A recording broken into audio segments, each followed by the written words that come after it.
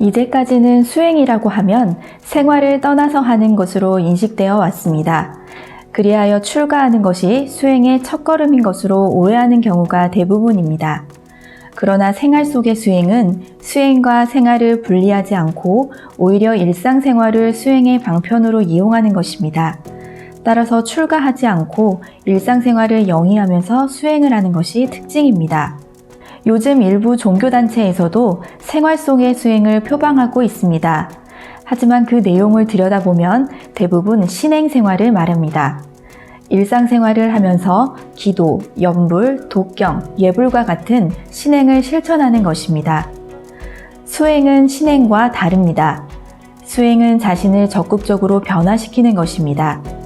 중생에서 보살로, 보살에서 부처로 자신을 변화시키는 것이 수행이며 그 핵심은 자기 마음을 닦아서 변화시키는 것입니다. 아무리 신행을 열심히 해도 마음을 닦아서 자신이 변하지 않으면 그것은 수행이라고 하기 어렵습니다. 많은 사람이 마음을 고요히 하는 것을 수행으로 착각하는 경우가 많습니다. 그렇기 때문에 혼잡하고 유혹이 많은 속세를 떠나면 마음이 일시적으로 고요해지므로 출가가 수행의 필수 요건인 것으로 착각합니다. 하지만 마음은 고요하게 하려고 노력한다고 해서 고요해지지 않습니다. 마음을 닦아서 청정해지면 자연히 고요해집니다. 자기 마음을 닦는다는 것은 탐진치로 물든 중생심을 버리는 것입니다. 그런데 마음속 깊은 곳에 감춰진 탐진치의 중생심은 이 세상의 유혹 앞에 드러납니다. 따라서 이 세상은 마음을 닦는 최상의 환경이 되는 것입니다. 출가하면 마음속 깊이 숨어있는 중생심이 드러나기 어려우므로 오히려 수행에 적합한 환경이 아닙니다. 또 어떤 사람은 열심히 사는 것이 생활 속의 수행이라고 생각합니다. 하지만 자기 마음을 닦는 노력을 빼고 단지 열심히 사는 것은 수행이 아닙니다. 열심히 살면서 자기 마음을 닦는 노력을 병행할 때 그것이 바로 수행이 됩니다. 연꽃은 높고 깨끗한 곳에서 피지 않습니다. 오히려 낮고 더러운 곳에서 피어납니다. 이와 같이 수행은 속세를 떠난 고요한 곳에서 이루어지지 않습니다. 그보다는 시끄럽고 유혹이 많은 이 세상 속에서 이루어집니다. 수행은 자기 마음을 닦는 것이며 달리 말하면 탐진치로 물든 중생심을 버리고 비우는 것입니다. 그런데 삿된 중생심은 수많은 유혹과 번뇌를 일으키는 이 세상 속에서 쉽게 그 모습을 드러내므로 일상생활을 하는 것이 오히려 수행하는 데 도움이 되는 것입니다.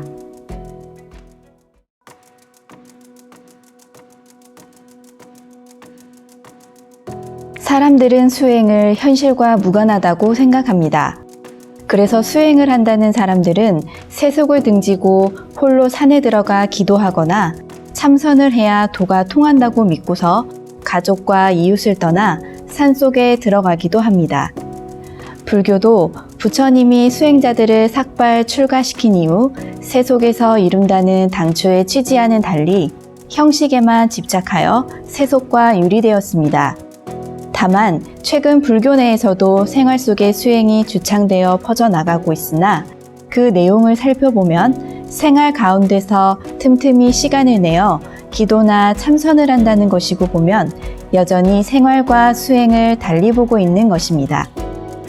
생활 속의 수행이란 생활과 수행을 하나로 접목시킨 것으로 생활이 수행이고 수행이 생활이 되는 획기적인 수행법입니다. 즉, 현실 속에서 겪게 되는 괴로움의 근본 원인을 찾아내어 이를 현실 속에서 제거하는 과정을 거침으로써 현실이 수행의 도구가 되는 것입니다. 그렇다고 생활 속의 수행이 세간에서의 수행만을 고집하고 산중에서의 수행을 배척하는 것은 아닙니다. 장소가 산중이든 시장이든 어디든지 부회됨이 없이 온 우주를 도량으로 삼아 한마음 뒤집어 가는 것이 생활 속의 수행입니다. 현실이 수행의 수단이 되므로 생활 속의 수행은 특별한 형식이나 시간, 장소에 구애받지 않습니다. 먹고 자고 일하고 쉬는 일체의 행위 속에서 수행이 이루어집니다.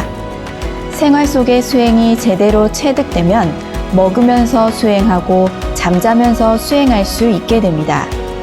수행은 매사에 한마음 뒤집는 것이기 때문입니다. 음식을 먹을 때 맛으로 먹는 것을 돌이켜 많은 사람을 위해 먹되 감사하고, 잠을 잘 때도 숙면이려가 되어 꿈속에서 마음을 다스릴 수 있게 되면 행주 자와 어묵동정이 수행과 연결이 됩니다.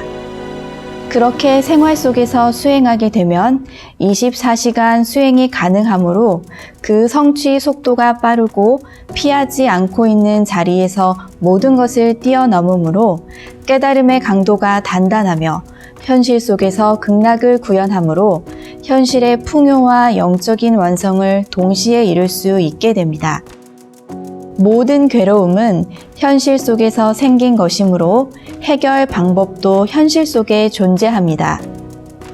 땅에 넘어진 사람은 땅을 짚고 일어서야 하듯이 생활 속에서 인연을 지었으므로 생활 속에서 인연을 푸는 실마리를 찾아야 합니다. 그러므로 현실 속에서 한치 물러섬도 없이 현실을 분석하고 해결의 실마리를 찾아 나가야 합니다. 연꽃이 더러운 진흙탕 속에서 뿌리를 내리고 깨끗한 꽃을 피우듯이 이 세상의 온갖 고통과 번뇌를 양분으로 삼아 깨달음의 꽃을 피워야 합니다. 생활 속의 수행은 현실 생활에서 겪게 되는 괴로움의 원인을 찾아내고 분석하는 것에서 시작됩니다. 몸이 병들어 고통을 당하는 사람은 병의 원인이 자기의 잘못된 습관인지, 세균 감염인지, 운동 부족인지를 찾아내어 습관을 바르게 하든지, 항생제를 투여하든지, 운동을 하든지 하여 육신의 병을 고쳐나가야 합니다. 재물이 없어서 고통을 당하는 사람은 가난의 원인이 게으름인지, 낭비벽인지, 무능력인지를 찾아내어 근면함으로 게으름을 제거하고 검소함으로 낭비벽을 없애고 기술을 습득하여 무능력을 고쳐나가야 합니다. 주위 사람들로부터 고립되어 따돌림을 받는 사람은 남이 싫어하는 자신의 잘못된 습관과 행동이 무엇인지를 분석하여 현실 속에서 습관과 행동을 고쳐나가야 합니다. 이렇게 현실 속에서 겪게 되는 괴로움의 근본 원인을 찾아 들어가면 종국에는 마음의 병으로 귀결됩니다. 몸을 건강하게 고치고 재물을 모으고 주위 사람들과 잘 어울려도 마음이 탐진치에 병들었으면 탐욕으로 만족하지 못하고 교만으로 고립되고 가진 것을 제대로 사용하지 못해 죄를 지어 괴로움을 당합니다. 그러므로 생활 속에서 매 순간 일어나는 탐진치를 뒤집어 개정해로 바꾸어 마음의 병을 고쳐 나가야 합니다.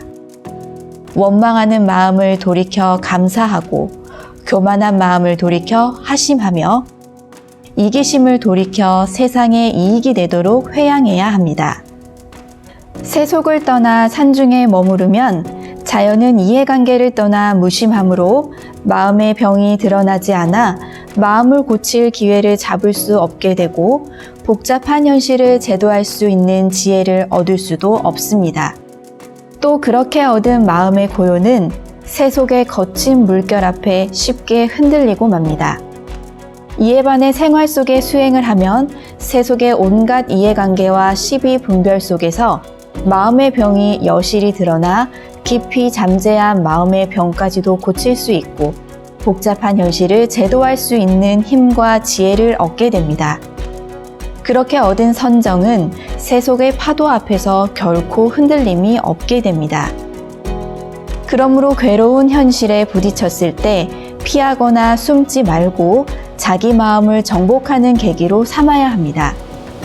현실 속에서 부딪히는 모든 장애를 스승으로 삼아 지혜롭게 극복하고 자신을 고쳐 나가다 보면 현실의 고통과 마음의 고통을 벗어나 현실의 풍요와 마음의 평안을 얻게 됩니다. 그러나 수행자는 여기에 머물러서는 안 됩니다. 계속 고쳐 나가서 더 이상 고칠 마음이 없게 되었을 때 고친다는 생각과 마음마저도 놓아 영원한 자유를 얻어야 합니다.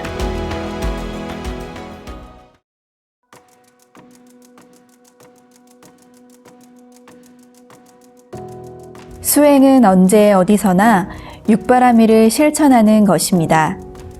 언제 어디서나 항상 자기 마음을 항복받아야 합니다. 순간순간 마음을 항복받다 보면 나중에는 마음조차 일어나지 않습니다. 사람들은 괴로움이 닥치면 정신을 차리지 못하고 괴로움에 빠져 헤어나지 못합니다. 하지만 괴로움에 부딪혀야 육바라밀 수행이 가능합니다.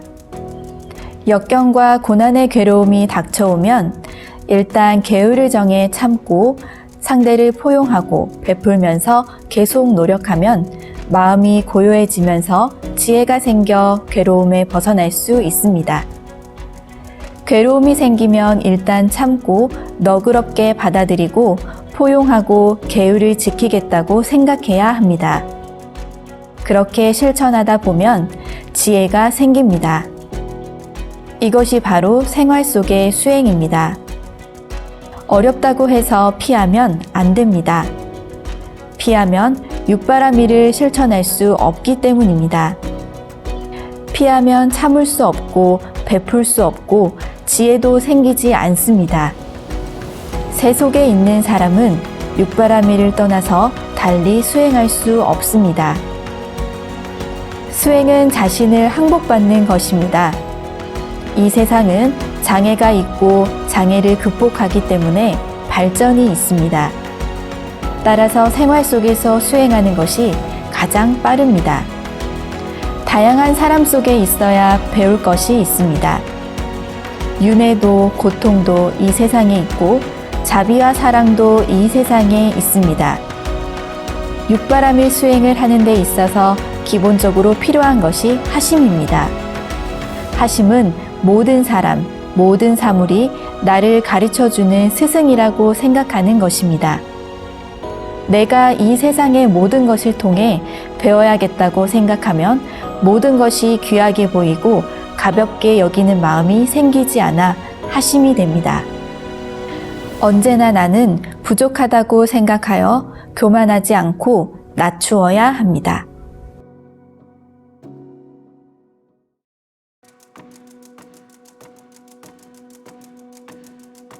원리를 모르면 스트레스를 받게 됩니다. 예를 들면 참는 자가 이긴다.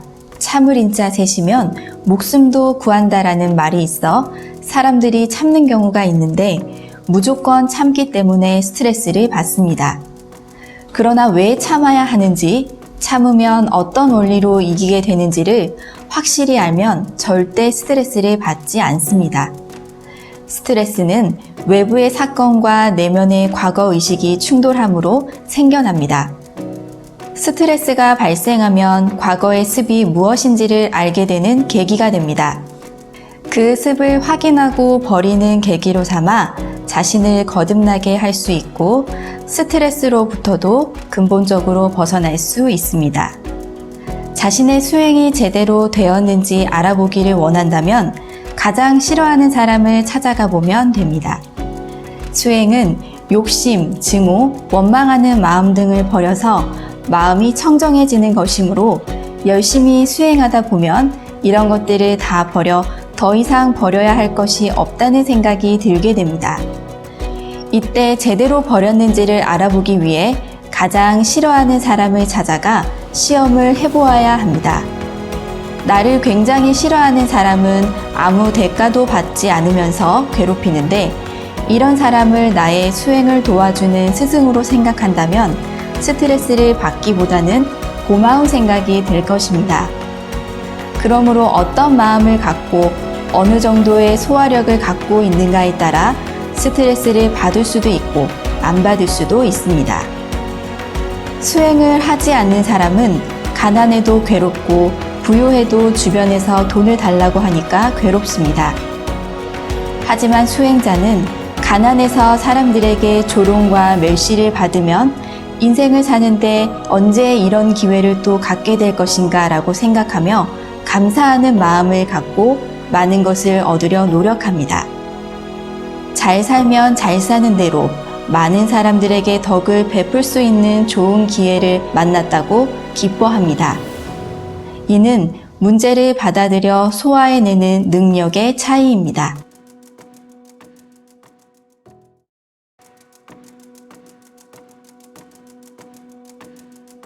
석가모니 부처님께서는 중생이 세속에 살면서 수행하는 것은 불가능하다고 생각하셨습니다.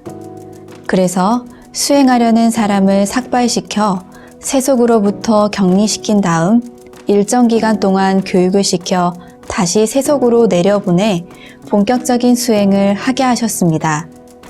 이때 세속에서 중생을 제도하면서도 마음이 동하지 않았을 때 완전히 해탈하게 되는 방법을 택했던 것입니다.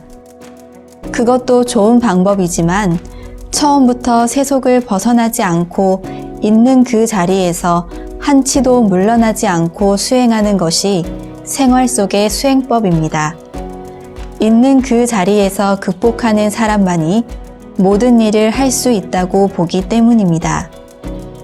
그래서 대중 속에서 수행하는 것이 생활 속의 수행 방법입니다.